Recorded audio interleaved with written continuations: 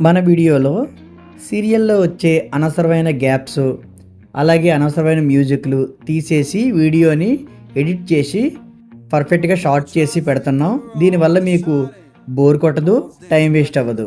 మేము పెట్టే ఎఫర్ట్ కనుక మీకు నచ్చితే మన వీడియోని తప్పకుండా లైక్ చేయండి, అలాగే షేర్ చేయండి.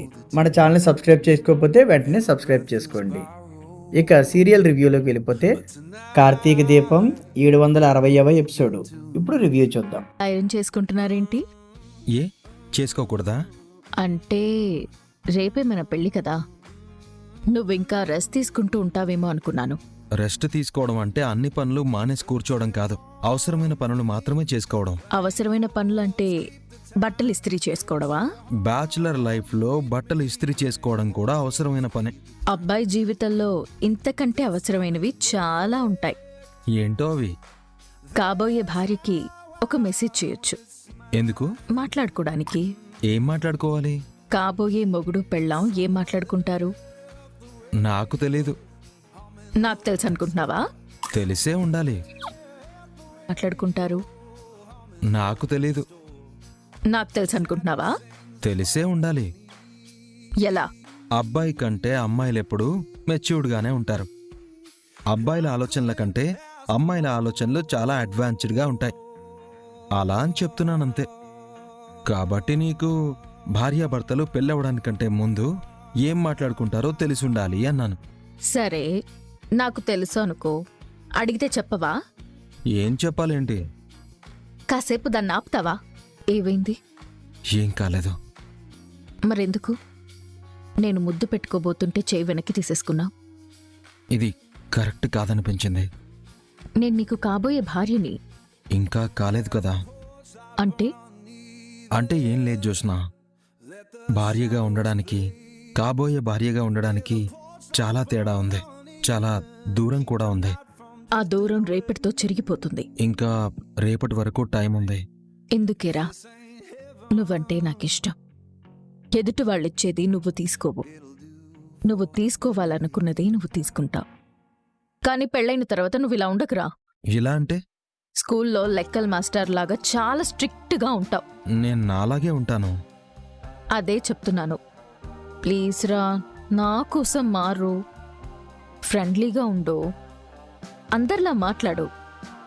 జోకేస్తే నవ్వడం నేర్చుకో, ముద్దేస్తే తీసుకోవడం నేర్చుకో. టోటల్గా చెప్పాలంటే నాకు బెస్ట్ ఫ్రెండ్లా ఉండరా. ఒక విషయం గుర్తుపెట్టుకో జోష్నా, ఈ ప్రపంచంలో మనం నచ్చాల్సింది ముందు మనకి మనమే నచ్చకపోతే ఎదుటి వాళ్ళకి ఏం నచ్చుతాం? కొన్నిసార్లు ఎదుటి వాళ్ళకి నచ్చకపోయినా పర్వాలేదు, మనకి మనం నచ్చితే చాలు. అయ్య బాబోయ్, నువ్వు నిజంగా మ్యాథ్స్ టీచర్ అవ్వాల్సిందిరా. నీ మాటలు కూడా త్రికోణం నీతుల్లాగుంటాయి. చూడ్డానికి సింపుల్గా ఉంటాయి, కానీ అర్థం కావు. వదిలేయచ్చు కదా. వదిలేయడానికి నువ్వేమైనా చేతిలో వస్తువా? నేను తీసుకునే ఊపిరివిరా. ఎలా వదిలేను? నీతో నేను కరిగిపోయి పూర్తిగా నేను మాయమైపోయే వరకు వదులుకోలేను. ఓ సారీ మేనకోళ్ళ. అయ్యో అదేం లేదండి, రండి కూర్చోండి.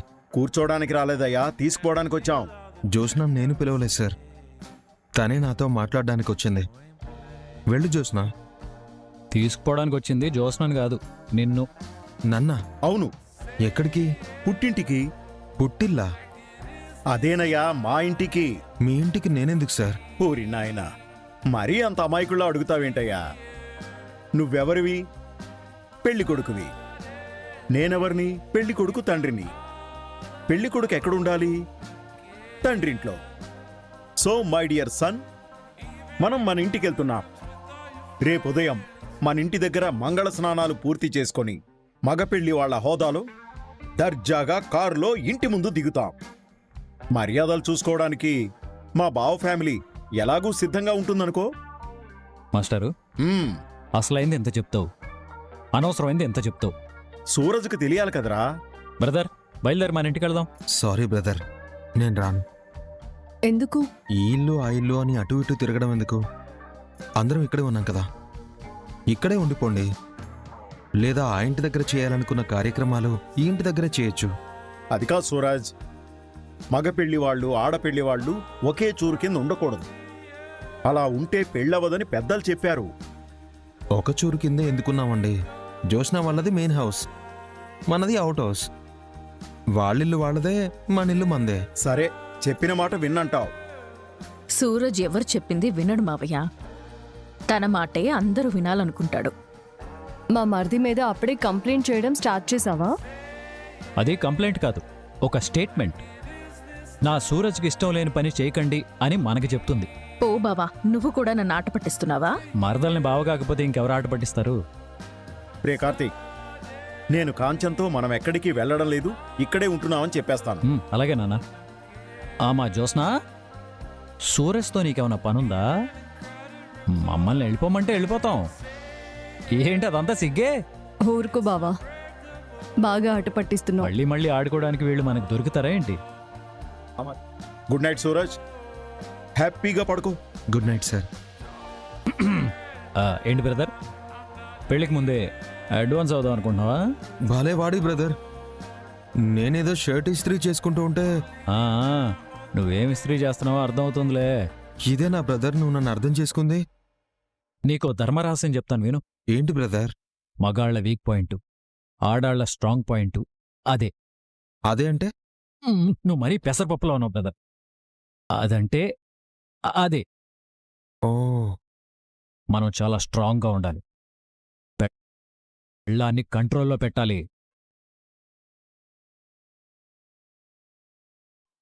కంట్రోల్లో మధ్యలో ఆగిపోయావేంటి బావా?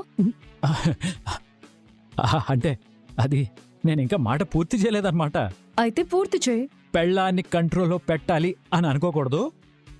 భార్యాభర్తలు ఫ్రెండ్స్లా ఉండాలి, అంటే మాలా ఉండాలి అని చెప్తున్నాను అంతే దీపా. చూసావా నవ్వేసింది? భార్యను ఎప్పుడూ ఇలా నవ్విస్తూ ఉండాలి. నవ్వించవలే గాని సూరజ్ని పడుకునివు బావా. ఉదయాన్నే లేవాలి, రేపు సూరజ్ పెళ్ళి. తెలుసు తెలుసు బ్రదర్, నువ్వు పడుకో. మార్నింగ్ గ్లామర్గా ఉండాలి. వెళ్దాం మనం పద. వెళ్దాం పద. ఆగండి బ్రదర్, ఇంకేమన్నా చెప్పాలా? మీకు సారీ చెప్పాలి. Sorry brother. సారీ వదినా. దేనికి సారీ? ఎందుకో చెప్పాలనిపించింది. అదే దేనికి? నువ్వేమన్నా తప్పు చేసావా? అడిగేది నిన్నే.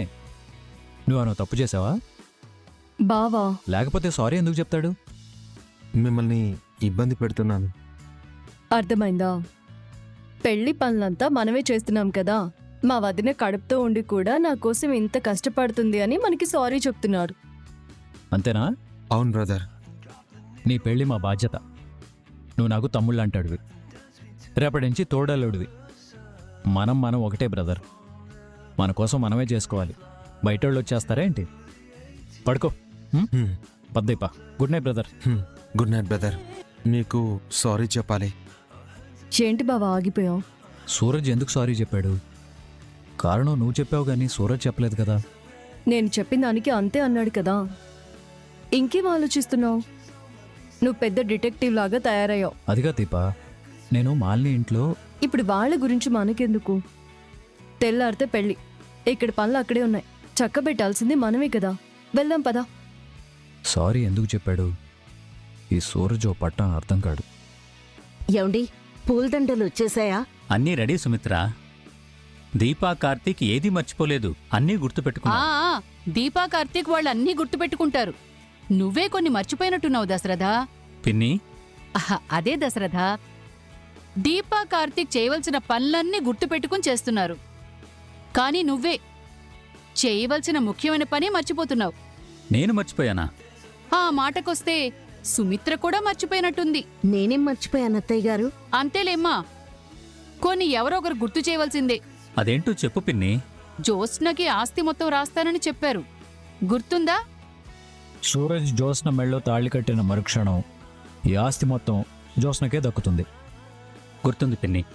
అగ్రిమెంట్ రాశారు, అందరి ముందు చదివారు. తీరాది పెళ్లి కొప్పుకున్న తర్వాత మీరు మర్చిపోయారు.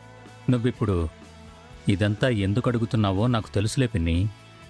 జ్యోత్స్న పెళ్లి పీటల మీద ఎక్కకముందే వీలునామా మీద మీరు సంతకం పెట్టి యావదాస్తే నీదే జ్యోత్స్న అని చేతిలో పెట్టావనుకో, పెడితే పెడితే ఆస్తి మొత్తం జ్యోత్స్నదవుతుంది.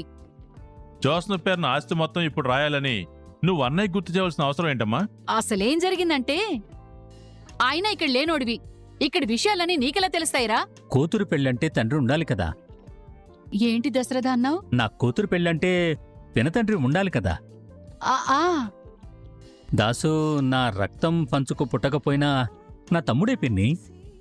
నాకు తమ్ముడైతే నా కూతురికి పినతండ్రి అవుతాడు. నీతో అదే చెప్పాను పిన్ని. హ, ఏం సుమిత్ర, నేను తప్పేమైనా చెప్పానా? లేదండి, దాసు కూడా మన కుటుంబంలో మనిషి. ఈ సందర్భంలో గుర్తు చేయకూడదు, కానీ ఒక విషయం చెప్పాలనుంది దాసు. ఏంటోదినా? నా కూతురు పుట్టినప్పుడు నీ కూతురు పుట్టింది, కానీ పుట్టగానే చనిపోయింది. నీ బిడ్డ చనిపోకపోయుంటే ఇప్పుడు నీ కూతురు కూడా సరిగ్గా జ్యోత్స్నంతే ఉండేది. ఏమండి, అంతే కదా? అవును సుమిత్ర, దాసు కూతురు జ్యోత్స్న హె, అన్నట్లు ఉండేది. నా కూతురు పెళ్ళి నీ కూతురు పెళ్ళి అనుకో తమ్ముడు. అవును దాసు, ఇది నీ కూతురు పెళ్ళే అనుకో. నీ కాడబిడ్డ పుట్టి చనిపోయిందన్న బాధ పోతుంది. మీరెంత మంచివాళ్ళు వదినా, కల్మషం లేని మనుషులు.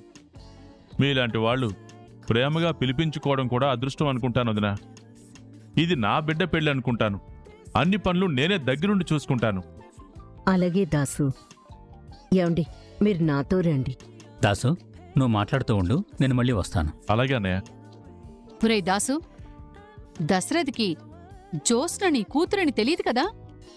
తెలీదు, కానీ మనం వేరే విషయాలు మాట్లాడుకోవాలి. ఏంటి దాసు? అదే వీళ్ళమ్మ గురించి. ఉన్నాయిరా, నాకు చాలా పనులున్నాయి, వస్తాను. వస్తున్నా. నేనెవరో పిలవలేదమ్మా. నేను చూస్తుంటే దిష్టి తగిలేంత గ్లామర్గా ఉన్నావు బ్రదర్. దీన్నే పెళ్లి కళ అంటారేమో. దీపా, నీ మరితికి గుమ్మడికాయతో దిష్టి తీస్తావో ఎర్ర నీళ్ళతో దిష్టి తీస్తావో గట్టిగానే తీయాలి. నా మరిదికి దిష్టి పెట్టకండి. నువ్వెంత దిష్టి తీసినా దీనికి దిష్టి తగులుతుంది సుమిత్ర. పిల్ల బంగారు బొమ్మలా మెరిసిపోతోంది. ఏమంటావు కాంచనా? దీందంతా వాళ్ళ అమ్మ పోలికే పిన్ని. కళ్యాణి ఇంతందంగా ఏం ఉండేది కాదులే. హాయ్ జో. జరుగుతున్నాయి. దాన్ని అడుగుతావేంటే? ఇదే పెద్ద అత్త. సందడి మొత్తం దీందే అత్త. అవును, నాదే. జో, ఒకసారి స్మైల్ ఇవ్వు, ఫోటో తీసుకుంటాను. నీకు ఫోన్ ఎక్కడిదే? చెప్తే నువ్వు తీసేసుకుంటావు. వాళ్ళ నాన్నదేమో. ఎవరిదైతే నీకెందుకు జోగ్రాని? ఈరోజు జో పెళ్ళి. కాసేపు ఫోన్ తాడుకుంటే తప్పేంటి? అయినా నేనేం ఊరికే ఆడుకోవడం లేదు, ఫోటోలు తీస్తున్నాను. జో, నువ్వు స్మైల్ ఇవ్వు, నేను ఫోటో తీస్తాను. నీకు ఫొటోస్ తీయడం కూడా వచ్చా? మనకి చదువు తప్ప అన్నీ వచ్చు. నా చదువు గురించి ఇప్పుడు అవసరమా నానమ్మా? ఏదో సరదాగా అందిలేవే. సరదాకి నేను తప్ప ఇంకెవరు దొరకలేదా? ఏదో చిన్న పిల్లవని. నేను తాత అడిగాడు. ఏ తాతయ్యే? దాస్ తాత. వాణ్ణి తప్పించుకోవడానికే కదా ఇక్కడికొచ్చింది. వెళ్ళు, బయట ఎదుగుతున్నాడు. వెళ్తాలేవే. వెళ్ళకపోతే నువ్వు ఇక్కడున్నావని చెప్తాను. నువ్వు మామూలు దానివి కాదే. మీ నానమ్మ చెప్పింది కరెక్టే. నీకు చదువు తప్ప అన్నీ వచ్చు. అందరు నా చదువు గురించే. చిన్నప్పుడు మీరేదో గోల్డ్ మెడల్ ఇస్తున్నట్టు. అయ్యో, ఎంత మాట అన్నావే. అయ్యో, అది అలానే అంటుంది వదినా. సరే సరే, మనం మండపం దగ్గరికి వెళ్దాం వదినా. జ్యోత్స్న, నువ్విక్కడే ఉండు. ముహూర్తం సమయానికి నేనే వచ్చి నిన్ను తీసుకెళ్తాను. అలాగే మమ్మీ. చూడు, అల్లరి చేయకూడదు. అల్లరి చేయకపోతే పిల్లలు ఎలా అవుతారమ్మమ్మా? ఇది ముదిరిపోయింది. మరి మేము ఎలా భరిస్తున్నాం అనుకుంటున్నావు వదినా దీన్ని? వాళ్ళమ్మకి మాత్రమే ఇది భయపడుతుంది వదినా. పద, మనం వెళ్దాం. సరే పద. ఏమే, మీ అమ్మకి భయపడతావా? అంత అవుతే భయపడినట్టు నటిస్తాను. నువ్వు సూపరే. ఇంతకీ నువ్వెవరి ఫోటోలు తీసావు? నీ ఫోటో తీయడానికి వచ్చా. తీసుకో. చూడు ఎలా తీసాను. చాలా బాగా తీసావు. ఏమనుకున్నా సారీ అంటే? మీ బాబాయ్ ఫోటో తీసావా? బాబాయ్ ఎవరు? సూరజ్ నీకు బాబాయ్ అవుతాడు కదా. బాబాయ్ కాదు, అంకుల్. అంకుల్ ఏంటి అంకుల్? నా భర్త నీకు బాబాయ్ అవుతాడే. అవునా? అయితే బాబాయ్ అని పిలుస్తాను. ఇప్పుడు కాదు. మరెప్పుడు పిలవాలి? పెళ్లి తర్వాత. నీకు పెళ్ళే కదా? తాళి కట్టిన తర్వాత. ఓ, తాళి కట్టిన తర్వాత వెళ్ళి మీ బాబాయ్ ఫోటో తీ. పెళ్లి కొడుకు గెటప్లో ఎలా ఉన్నాడో నేను చూస్తా. ఊరికి తీస్తారా? ఏం కావాలో చెప్పవే. పిల్లలు చెప్పరు. ఇదిగో తీసుకో. థ్యాంక్స్ జో, నాకేది ఇష్టమో అదే ఇచ్చావు. వెళ్ళు, మీ బాబాయ్ ఫోటో తీసి నా దగ్గరికి రా. ఓకే. బావా మనం మండపం దగ్గరికి వెళ్దాం పదండి. హాయ్ అమ్మా. హాయ్ నాన్న. హాయ్ బాబాయ్. నేను మండపంలో దసరా తాతయ్య దగ్గర ఉండమన్నాను కదా. తాతయ్య లోపలికి వెళ్ళమన్నాడు. అక్కడేం చేసిందో నేనేం చేశాను నాకేం తెలీదు. నీకు చదువు తప్ప అన్నీ తెలుసు. నా చదువు గురించి తప్ప మీకు మాట్లాడుకోవడానికి వేరే టాపిక్ దొరకలేదా? సరే సరే, బాబాయ్ దగ్గర ఉండు. పద్దీపా కుదురుగా ఉండు. ఉంటాలే. బాబాయ్ ఏంటి? ఒక స్మైల్ ఇవ్వు, ఫోటో తీసుకుంటాను. ఎందుకు? చూడ్డానికి బాగున్నావు కదా అందుకు. ఎవరు తీయమన్నారేంటి? ఎవరో ఉంటాలే. నవ్వు బాబాయ్. థ్యాంక్ యూ బాబాయ్. అయ్యో, నేను అప్పుడే బాబాయ్ అని పిలవకూడదు కదా. పెళ్ళైన తర్వాత కదా బాబాయ్ అని పిలవాలి. ఎవరు చెప్పారు? ఎవరో చెప్పాలి. బాయ్. ఏ ఈశ్వర్, మన వీడియో నచ్చితే తప్పకుండా లైక్ చేయండి. అలా లైక్ చేస్తేనే వీడియో మరింత మందికి రీచ్ అవుతుంది. అలా రీచ్ అయితేనే మేము మరిన్ని వీడియోలు మోటివేషన్గా చేయగలం. అలాగే మన వీడియోని మీ ఫ్రెండ్స్ అండ్ ఫ్యామిలీకి షేర్ చేయండి. ఇప్పటివరకు మన ఛానల్ని సబ్స్క్రైబ్ చేయకపోతే వెంటనే సబ్స్క్రైబ్ చేసుకొని ఆ పక్కనే ఉన్న బెల్ సింబల్ని ఆన్లో పెట్టుకోండి. అప్పుడే మేము వీడియో పెట్టిన వెంటనే మీకు నోటిఫికేషన్ వస్తుంది.